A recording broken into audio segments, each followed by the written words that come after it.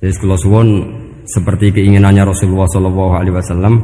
Terus niki terakhir anna Rasulullah sallallahu alaihi wasallam kana la yanamu hatta yaqra alif lam mim tanzil wa tabarakalladzi biyadil mulku wa qala las antawuf yufaddilani kulla suratin fil Qur'an bisab'ina hasanatan. Jadi di antara kelebihannya surat Tabarok adalah mengungguli umumnya surat dengan kelas 70 kali derajat. Jadi keunggulannya surat Tabarok itu bisab'ina darajah di bawah surat-surat yang lain. Sudah, ini surat Tabarok agak panjang.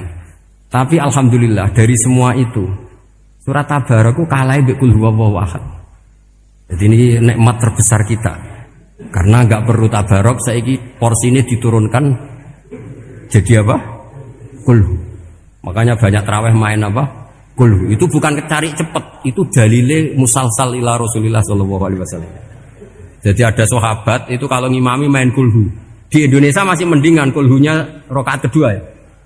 Itu enggak sahabat ini rakaat pertama ya kulhu, kedua ya kulhu. Masih mendingan di Indonesia dipakai selingan rakaat kedua.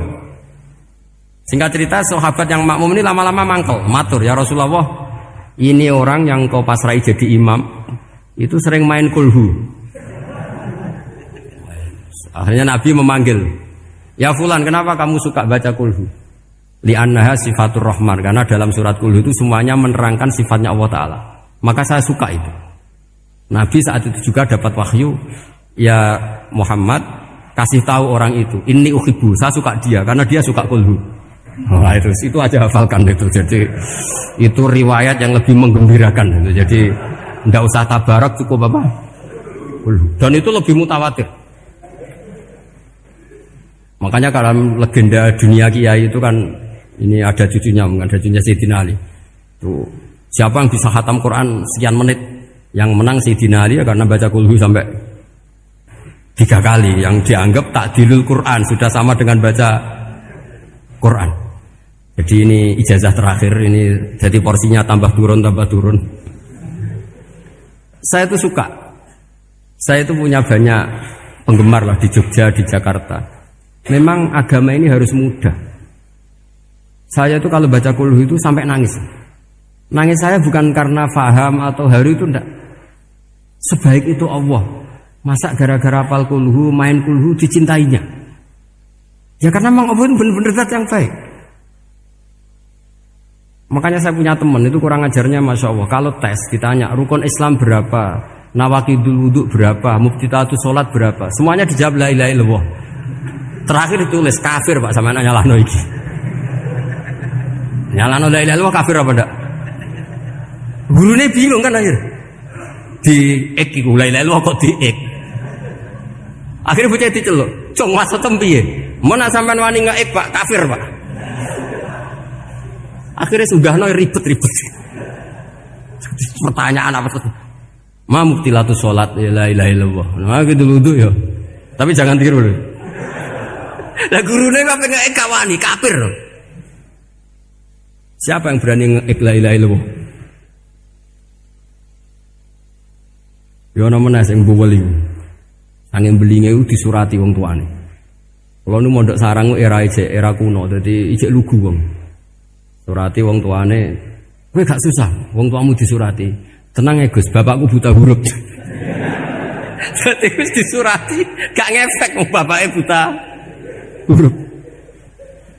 Nah, di Islam, saya ulang lagi di Islam, dengan tanda kutip kesalahan-kesalahan kecil gini, itu zaman Nabi, sahabatnya Nabi, itu kabeh itu jadi berkah.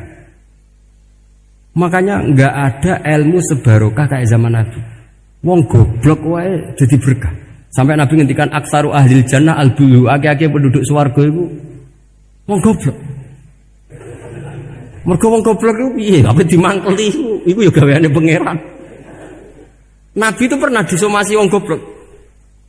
Itu ya piye? Nabi kan cerita kiamat tuh gini. Yang kemarin enggak jadi itu. Kiamat di Indonesia kan berapa kali ya? 999 terus 2000 berapa? 12 terus Jumat apa kan sering mau ada kiamat tuh. Saya sering ditanya tamu, Gus, ngenteni kiamat teng putih. Enteni ning kene barang aku aneh-aneh. Ngkarwan la ya'lamuha illahu bokas bakas. Nak misalnya tenan piye Gus? Ya tenan sing enek Gus sik, enak aku gak. Wah sesuk tajak ngenteni kiamat ora sida kiamat. Aneh-aneh. Saya ulang lagi. Ketika Nabi cerita dasarnya kiamat itu sahabat itu enggak mikir. Padahal mereka orang-orang pinter. Si mikir wong desa, Mas. Ya Rasulullah mata sa'ah. Engkau itu cerita kiamat terus tapi enggak jelas tanggalnya. Lalu itu kapan? Wah, paket sahabat. Oh, pinter juga. Kalau cerita itu ada tanggalnya dong. Ini kan cerita terus tapi enggak jelas tanggalnya. Apa diamuk wong desa? Ora diamuk mangkelno. Nabi meneruskan tentang ahwalil kiamah, masih nerangkan ahwalil kiamah. Dibaleni lagi. Ya Rasulullah mata sa'ah. Lalu kiamat itu kapan? Ini kalau ijazai, jadi bodoh tapi untuk ridhanya Allah Ta'ala pun. Kalau lah kadang jadi pinter gue nyesal. Ribet. Kongkonan ini, kongkon Pak Najib barang ini akhirnya. Gara-gara pinter. Padahal kok ya wong bodoh lah mlebu swarga, ribet kan? Direwangi dadi wong alim, sebelum kok wong bodone ya melok mlebu swarga. Wong gelombang kedua itu pengumumannya siapa pencinta Nabi, pencinta wong alim masuk swarga. Yang pertama seleksinya agak ketat, yang kedua itu ya muhibbin mun cukup mun. Jadi sebenarnya swarga ya ketemu wong jelas-jelas nih. Wah repot ya. Akhirnya ketika Nabi gak jawab, sahabat itu banyak yang analisis kariha maqala, lam yasma, ada yang bilang lam yasma, memang Nabi tidak dengar. Ada yang analisis sami'a wa kariha maqala, sebenarnya Nabi itu dengar tapi gak suka karena pas khutbah diket, diinterupsi. Karena diulang-ulang lagi akhirnya akhirnya Arabi tadi mengulang-ulang lagi, akhirnya Nabi jawab. Karena Nabi itu orang yang sangat pintar, jawabnya ma'atatalaha. Kamu kok berani tanya kiamat kapan, persiapan kamu apa? Fawawahi ma'atatulaha kabira sholatin wala siyamin wala kada wa kada walakinni uhibbuka. Cek menang ya, cek pede. Apa Nabi tanya persiapan saya? Oh, kalau sholat saya biasa kok bangga. Wes wong desa biasa kok. Fawawahi ma'atatulaha kabira sholatin, saya sholatnya biasa, puasa biasa. Maksudnya sing wajib-wajib tok lah, ndak aneh-aneh. Tapi walakinni uhibbuka, tapi saya ini mencintai engkau.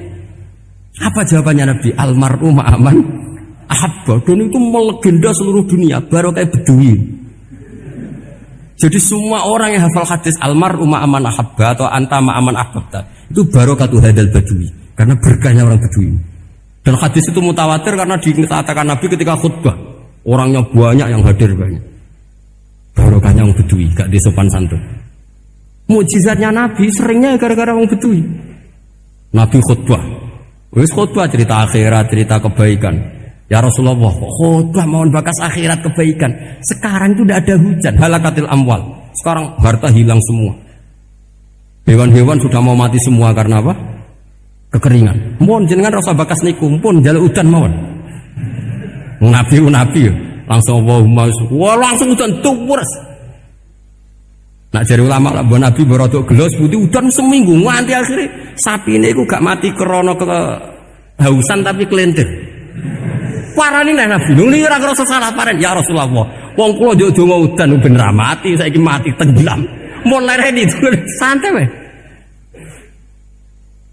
Akhirnya Nabi itu nuju meneh. Allahumma hawalena wala alina Allahumma alal akam wa dzirab terus. Di wong desa. Betapa barokahnya wong desa iki orang tahu. Betapa Rasulullah itu sekali ngendikan alam itu harus tunduk. Jadi min mu'jizati Rasulullah sallallahu alaihi wasallam itu sekali ngendikan alam itu harus ngikuti. Jadi Nabi misalnya ngendikan hujan, itu panitia hujan, malaikat hujan harus nuruti. Nabi ngendikan berhenti juga harus berhenti. Makanya enak jadi Nabi itu. Tapi kamu nggak mungkin, sudah tutup, tidak ada mungkin. Makanya Nabi itu pernah minta dalam satu maidah, ya fulan saya ambilkan dirok. Dirok itu kaki kambing yang depan, diambilkan. Ambilkan lagi, diambilkan. Ambilkan lagi ya Rasulullah, bukankah kambing hanya punya dirok dua, kaki depan dua? Andaikan kamu bilang iya, maka akan selalu ada dirok selagi aku minta-minta. Karena alam ini akan mengikuti. Jadi Nabi misalnya mau dahar gitu ya, kok Nabi ngendikan ya Jabir, ini jangan kamu entas, yang entas harus saya. Ini cukup untuk makan orang banyak. Nabi sekali ngendikan cukup. Nasi ini punya konstitusi, harus cukup. Karena Nabi ngendikan cukup. Itu hebatnya Nabi.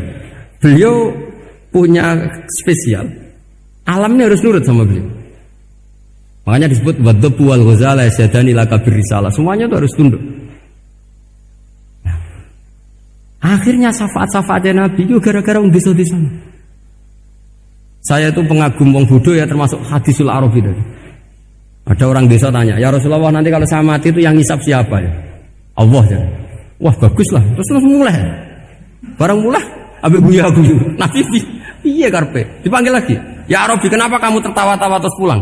Ya bagus lah kalau yang ngisap Allah. Selama ini hubungan sama Allah saya baik-baik saja. Tapi Nabi muji, fakuh hadal Arabi, ini pinter gue itu. Terus pernah lagi ada orang Bedui tanya, hal yadhakur rabbu ya Rasulullah, apakah Tuhan itu pernah senyum, pernah tertawa? Naam, kata Nabi, ya pernah.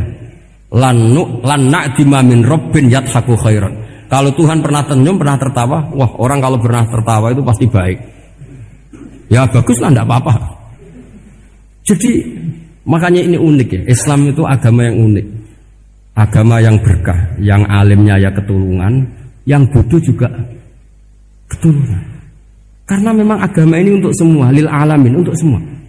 Maka kata Imam Ghazali, Allah mengutus Nabi itu diutus ke raja-raja, diutus ke pedagang, diutus ke aromil, diutus ke fuqara, diutus ke birokrat, diutus ke apa saja. Ila jami'i sunufin nas, ila jami'i asnafin nas. Bahwa semua yang mengapresiasi kenabiannya Nabi itu mulai raja, pedagang, PNS, birokrat, orang miskin, orang apa saja mengapresiasi dakwahnya Rasulullah Shallallahu Alaihi Wasallam.